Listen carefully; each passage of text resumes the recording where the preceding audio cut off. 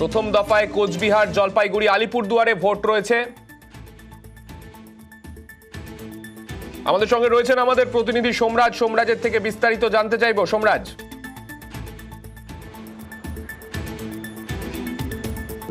দেখো, আগামী 19 এপ্রিল এ রাজ্যে প্রথম দফায় ভোট রয়েছে, যেখানে জলপাইগুড়ি, কোচবিহার, আলিপুরদুয়ার এই 3 জেলায় ভোট হবে। আর এই 3 জেলা অর্থাৎ 3টি লোকসভা আসনের ভোট গ্রহণের জন্য 235 কোম্পানি আধা সেনা মোতায়েন করা হচ্ছে, তেমনটাই আমরা নির্বাচন কমিশন সূত্রে জানতে পারছি। তবে কোন লোকসভা আসনের জন্য কত সংখ্যক বাহিনী, সেটা আরও 2 থেকে 4 দিনের মধ্যে স্পষ্ট হয়ে যাবে। তবে কোচবিহারের একাধিক এলাকা স্পর্শকাতর এলাকা হিসেবে চিহ্নিত হয়েছে। ইতিমধ্যেই যে ম্যাপ তৈরি হয়েছে, অর্থাৎ স্পর্শকাতর অঞ্চলের ম্যাপ তৈরি হয়েছে, সেখানে দেখা যাচ্ছে কোচবিহারের একাধিক এলাকা স্পর্শকাতর অঞ্চল হিসেবে ইতিমধ্যেই কমিশনের তথ্যে উঠে এসেছে। এবং মনে করা হচ্ছে কোচবিহারের লোকসভা নির্বাচনকে সামনে রেখে কোচবিহার আসনের জন্যই সবথেকে বেশি বাহিনী মোতায়েন করা হতে পারে। প্রথম দফায় যত সংখ্যক বাহিনী রিকুইজিশন হচ্ছে, অর্থাৎ এই 235 কোম্পানি বাহিনীর মধ্যে কোচবিহারই সবথেকে বেশি বাহিনী থাকবে বলেই মনে করা হচ্ছে। এবারে এই 235 কোম্পানি যে আধা সেনা, তা চলতি সপ্তাহে শেষ দিক থেকে বা আগামী সপ্তাহের শুরুর দিক থেকেই মোতায়েনের প্রক্রিয়া শুরু হয়ে যাবে। ইতিমধ্যেই তুমি জানো যে রাজ্যে প্রায় 150 কোম্পানি আধা সেনা চলে এসেছে। যে 150 কোম্পানি আধা সেনা ইতিমধ্যেই বিভিন্ন জেলায় মোতায়েনের প্রক্রিয়া হয়ে গেছে। মূলত এই সেনা এরিয়া ডমিনেশনের কাজ করছে। কিন্তু বাকি যে বাহিনী আপাতত আসবে, তা উত্তরবঙ্গের এই 3 জেলার জন্য মোতায়েন করা হবে। কমিশন সূত্রে এটাও খবর, এই 3 জেলায় প্রত্যেকটি বুথেই আধা সেনা দিয়েই ভোট করাতে চায় নির্বাচন কমিশন। এবারে প্রত্যেকটি বুথে কতজন করে আধা সেনা থাকবে? 4 জন করে থাকবে, 8 জন করে থাকবে, নাকি 16 জন করে থাকবে? গোটা বিষয়টি নিয়ে রূপরেখা চূড়ান্ত করার জন্য চলতি সপ্তাহেই বৈঠকে বসবে নির্বাচন কমিশনের আধিকারিকরা। সেনার বিভিন্ন যারা আধিকারিক রয়েছেন তাদের সঙ্গে বৈঠকে বসবেন এবং সেই বৈঠকে বসেই চূড়ান্ত সিদ্ধান্ত নেওয়া হবে। কিন্তু সূত্র মারফত যেটা জানা যাচ্ছে, এই যে কোচবিহার, আলিপুরদুয়ার, জলপাইগুড়ি এই 3টি লোকসভা আসনের জন্য ন্যূনতম 235 কোম্পানি আধা সেনা মোতায়েন করার দিকে এগোচ্ছে নির্বাচন কমিশন। বেশ। সুপ্রিম কোর্টের নজরদারিতে লোকসভা ভোটের দাবি তৃণমূলের। নির্বাচন কমিশনের ভূমিকা নিয়ে সোশ্যাল মিডিয়ায় পোস্ট ডেরেক ওব্রায়েনের। বিজেপির নোংরা রাজনীতি নির্বাচন কমিশনের মতো প্রতিষ্ঠানকে ধ্বংস করছে। বিজেপির কি জনগণের মুখোমুখি হতে এতই ভয় যে কমিশনকে বিরোধীদের কাছে যেতে হচ্ছে? কমিশন না হিজ মাস্টার্স ভয়? সরকারি আধিকারিকদের বদলি প্রসঙ্গে কটাক্ষ ডেরেক ওব্রায়েনের। আবির রয়েছেন আমাদের সঙ্গে, আবিরের কাছে চলে যাব। আবির, এই বিষয়ে কালকে দেখলাম রাজ্যের ডিজিপি, তাকে সরিয়ে দেওয়া হলো, তার জায়গায় নতুন ডিজিকে অ্যাপয়েন্ট করলো ইলেকশন কমিশন। তারপরেই ডেরেক ওব্রায়েনের এই দাবি কতটা রাজনৈতিকভাবে নির্বাচনের আগে তাৎপর্যপূর্ণ?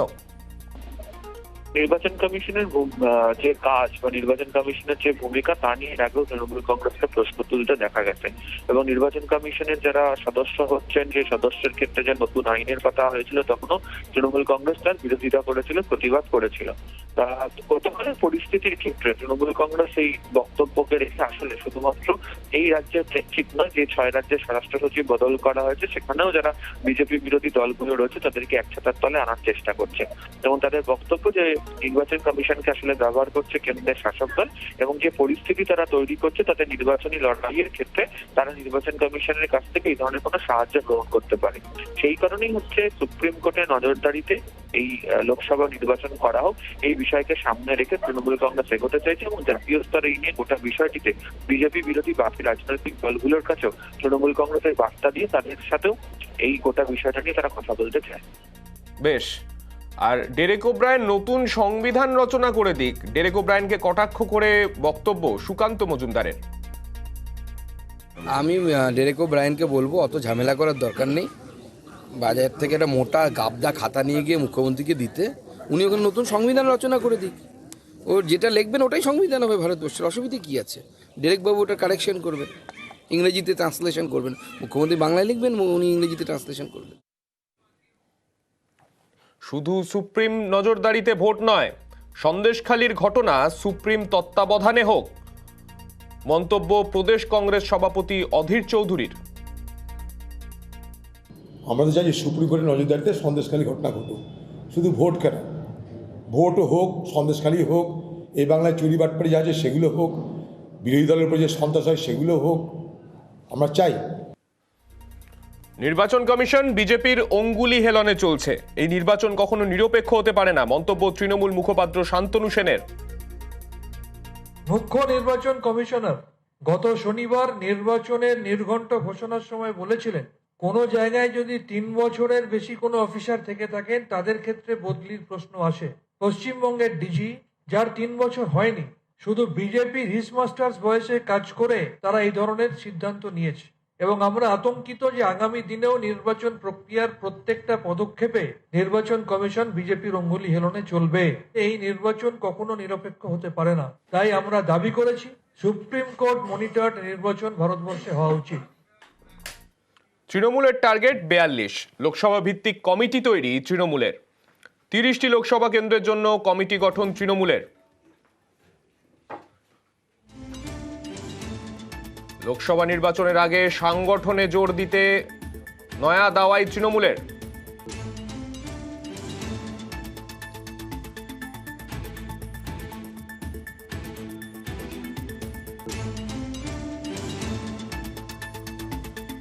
আমাদের সঙ্গে রয়েছেন আমাদের প্রতিনিধি আবির। আবিরের কাছে যাব। আবির, তৃণমূলের তরফে যে 30টি লোকসভা কেন্দ্রকে বাছা হয়েছে, কোনো বিশেষ কোনো ভিত্তিতে কি বাছা হলো এইভাবে?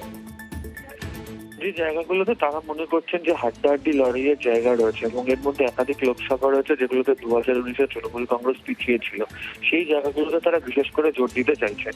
অবশ্যই প্রত্যেকটা লোকসভা কেন্দ্র তৃণমূল কংগ্রেসের শীর্ষ নেতৃত্বের নজর রয়েছে। তারা প্রচারের ইস্যু থেকে শুরু করে নির্বাচন পরিচালনা সংক্রান্ত যাবতীয় বিষয়ে নজর রাখেন। তবে কোনোটি লোকসভা বা কোনোটি বিধানসভা ক্ষেত্রে যখন ভোট হয় তখন স্থানীয় স্তরে যারা দায়িত্বে রয়েছেন তাদের একটা ভূমিকা থাকে। ফলে পুরোপুরি ভাবে সেখানকার যারা নেতৃত্ব রয়েছেন সংগঠনের দিক থেকে বা যারা বিধায়ক যারা রয়েছেন তাদেরকে নিয়ে কমিটি তৈরি করা হয়েছে। তাতে যেমন এক্সিকিউটিভ মেম্বার যেমন থাকছেন, চেয়ারম্যান, সহকারী চেয়ারম্যান, তাদেরকেও সেখানে নিয়োগ করা হচ্ছে। ফলে গোটা নির্বাচনী প্রক্রিয়া, তার কারণ হচ্ছে তুমি জানো ইতিমধ্যে একাধিক কর্মসূচিও গ্রহণ করা হয়েছে লোকসভা নির্বাচনের প্রেক্ষিতে। সেই গোটা কাজ হচ্ছে কিনা তার কি রিপোর্ট আসছে, সেখানে চটজলদি সিদ্ধান্ত নিয়ে যাবতীয় বিষয়কে করার জন্যই এই নির্বাচনী কমিটি 30টি লোকসভা কেন্দ্রের জন্য তৃণমূল কংগ্রেস তৈরি করলাম। বেশ।